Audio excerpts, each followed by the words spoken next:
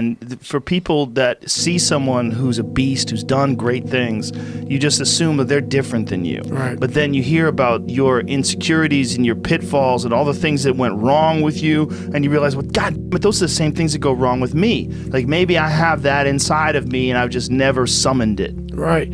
And I'll tell you this, I started really realizing that when I started overcoming myself, I started getting around these real alpha males. And I always put people way above me when I was growing up. Like, my God, they had to have a lot more than me to get to where they're at. And a lot of them did. But once you get around the best of the best of the best people, you can kind of start breaking them down and realizing, man, you're just as f***ed up as me. There's a great feeling in these overcoming these difficult things, because life is never this just constant state of I'm at a 9 all day, and when I'm with my wife I hit 10, yay, and I stay like that. That's not real. When it comes down to how long can you stay in that pool, when it comes down to how far can you run, when it comes down to how much can you push yourself past the part where you want to quit, how far can you keep going, there's a purity in that it dissolves social order, all that bullshit, what people think about you goes out the window. It's who are you right now? That's right. Who are you right now? That's a true statement, man. And I look at it as psychological warfare. And that's where I started learning that life is one big psychological warfare that you play on yourself. You play on yourself, man. The most important conversation I ever had is with myself. And the shit I was telling myself was so tough, it was so wrong, it was so misguided. And other people start to write that dialogue for you also. And it starts to be what you say to yourself every single day. And I started creating a whole nother warfare, a whole nother battle started becoming. I was like, oh, hang on a second, Goggins. You have these tools. The human organism, the animal that we are, needs constant stimulation because it evolved trying to find food and escape enemies. You have these tools. Your life was basically the perfect grounds for training for where you need to go in your life. And find shelter, escape nature, escape the elements, try to survive. And this is the great joy that you have in taking care of your children, that you can protect your children from the elements and the enemies and feed them. And it's also the great sadness that you see in losers. All the beatings, all the bullying, all the, you going through learning disabilities, all the struggles, it was the absolute perfect training ground for you to go to where you need to go. When I see a loser, I see some guy who's 43 years old, lives in his parents' basement, he hates the world. I'm like, that was a baby.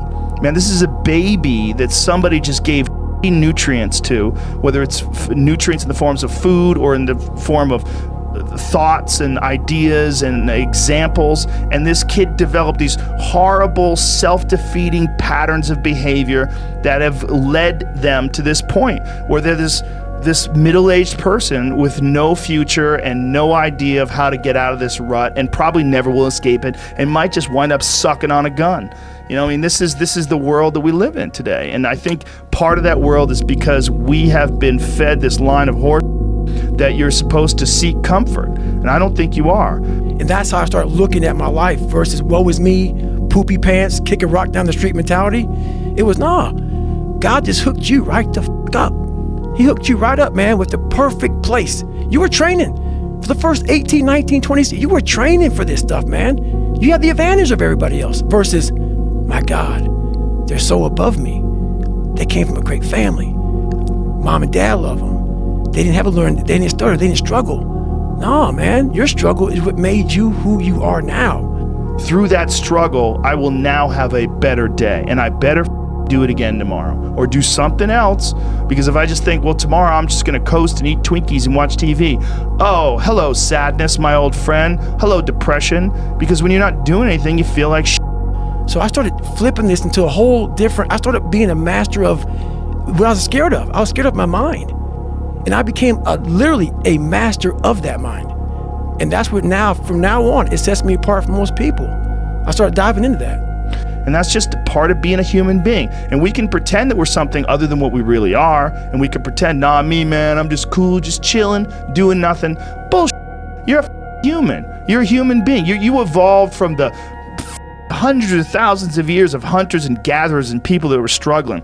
Those human reward systems are carved deeply into your DNA. And if you don't respect that, if you don't respect the mechanism of happiness and fulfillment and what you really need to do in order to feel satisfied in life, camaraderie, love, family, friendship, struggle, testing yourself, learning, all those things are imperative. They're all a giant part of being a person.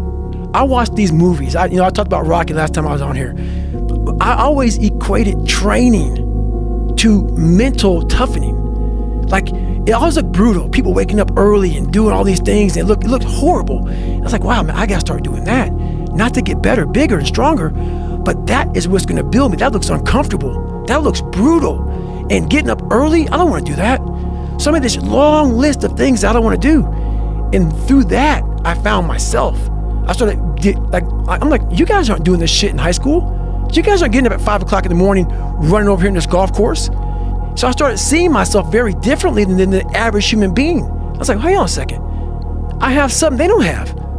And that's when I started to develop these things through working out. It was this great, never-ending work ethic. And through work ethic, I developed self-esteem.